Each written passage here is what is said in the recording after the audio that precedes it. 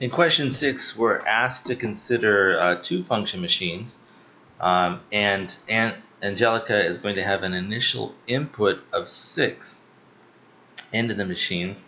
And the first one, question A, is in what order must these machines be placed so that the final output will be the number 5? Well, there's just two machines, so I can try it two different ways. And see which one if any of them produces 5. If I begin by placing I'll say let's consider this function machine first. So if I place a 6 into this machine, I end up taking the 6 and squaring it, which would give me 36, and then I subtract from the 36 a 6. 36 minus 6 is the number 30. So what I do is I get a 30 out of that machine. Now I'm going to take this 30, and that's going to become the input into the second machine. If I place a 30 into this machine, I end up looking at the square root of 30 minus 5. 30 minus 5 is 25, and the square root of 25 is the number 5. So if I want the final output of the machines to be 5, I would have to first use the machine y equals x squared minus 6, and then I would follow that, then use y equals the square root of x minus 5. And for question B, by the way, this was A. For question B, my first thought was, I don't know if that's possible or not. And I actually ended up graphing both of those and looking at them on graphing calculators. And I just kind of thought about it for a long time. And then I thought about the number, let's see. I thought about the number 1.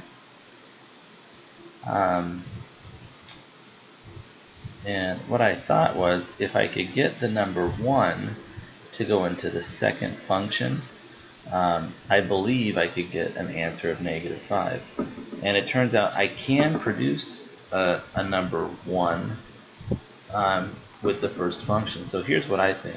I think my first function is going to be y equals the square root of x minus 5.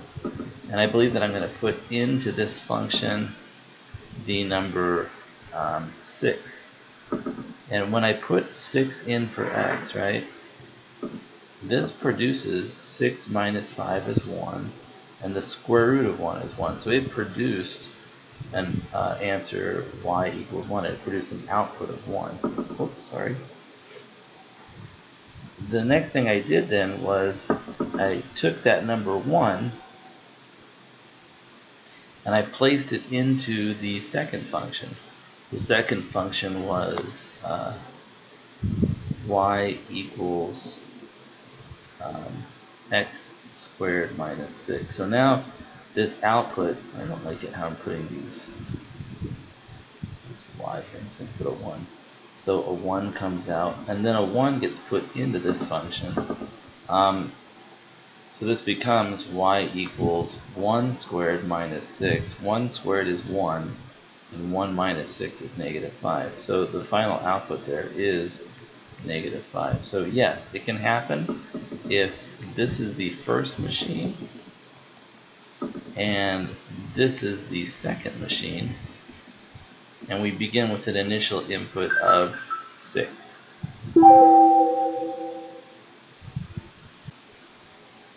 For question 7, the absolute value of 54 is 54.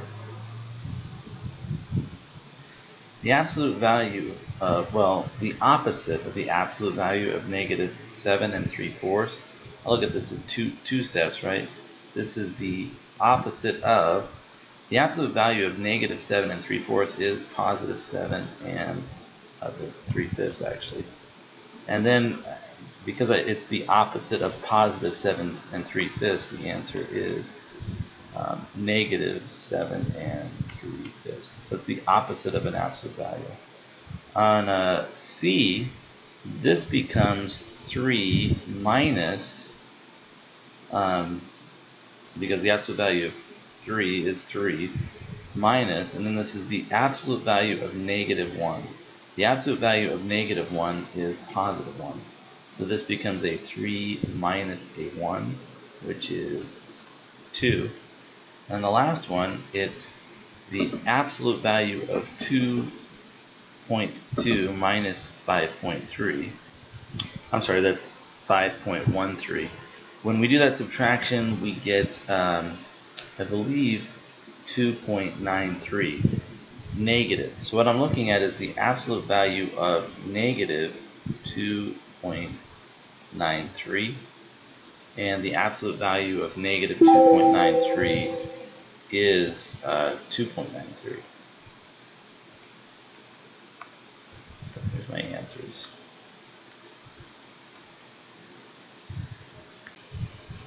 So for question 8, I was just asked to sketch the figure 4 and 5.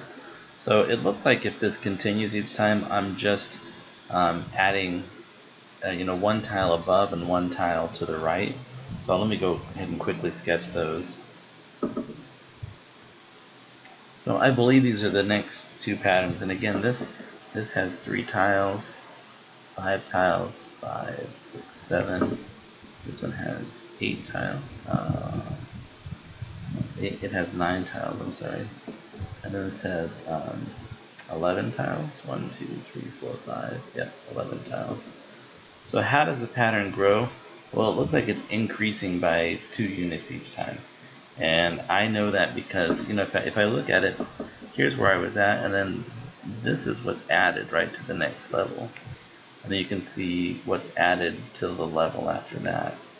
So every single time I'm growing by adding blocks above and blocks to the right.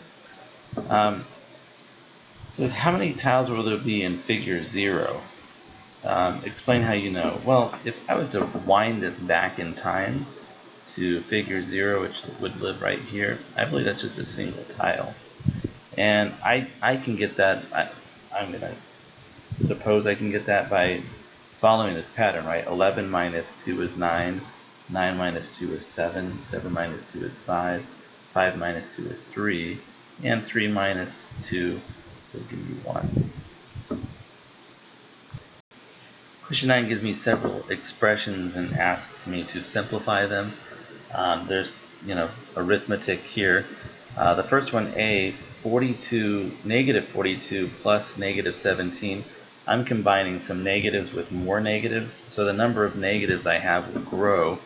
And in fact, it will be just the sum of these two negatives. So 7, 8, 9, so it should be negative 52. In B, I have 8, and I'm subtracting 9 negatives from that. So in order to take away the 9 negatives, right, I have to introduce some zeros if I wanted to model it that way. But this is 8 minus 9 negatives, so this is positive 17.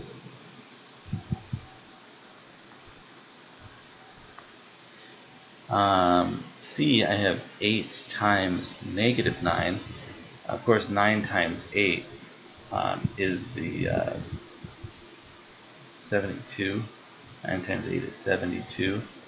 And because one of my factors is negative, just one of them, the product will be negative. So this is negative 72. D, 42 divided by negative 42 divided by negative 7 is going to be a positive, let's see here, it's going to be a positive, it's going to be a positive 6, because this is equivalent to a product of like negative 42 times negative 17. So I've got a quotient here. The numerator is, that's another convenient way to think about it too, I guess. I've got a negative 42 in the numerator and a negative 7 in the denominator. So if I chose to, I could say, look, this is negative 1 times 42 over negative 1 times 7. Since I have a common factor of -1 in both the numerator and denominator, I can cancel that. Anyways, 42 divided by 7 is 6. In E, we have 3 things that are being multiplied together, and they're all negative. So I know right off the bat my product will be negative. 2 times 3 is 6, and 6 times 4 is 24. For F, I've got -18, and I'm going to subtract 7 from that. So I've got some negatives, and I'm going to take some more away from that. And that's going to be a negative. And, I'm thinking about bringing the 2 with this, so it's -20 minus 5 more. This is -25. G, -5 squared, that's -5 times -5, which is +25. H is the opposite of 5 squared. Very similar expressions, but the opposite of 5 squared is the opposite of 25. The difference is between G and H is what's getting squared, right? In G, I have -5 times -5. In H, it's not -5 that's getting squared, it's 5 that's getting squared because of order of operation. And then I take the opposite of that. And then finally, in I, the square root of 49 is equal to 7. And finally, in tonight's assignment, I'm given a value of x, and I'm given 3 expressions, and I'm asked to find what these expressions are if x is 2.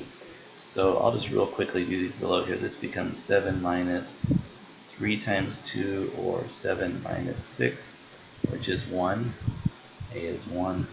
B is going to become 2 squared minus 1. Why did I write a 4? 2 squared minus 1, which is 4 minus 1, or 3. And y is going to be 18 divided by 2. 18 divided by 2 is 9. So I've got 1, 3, and 9 are my answers for question 10.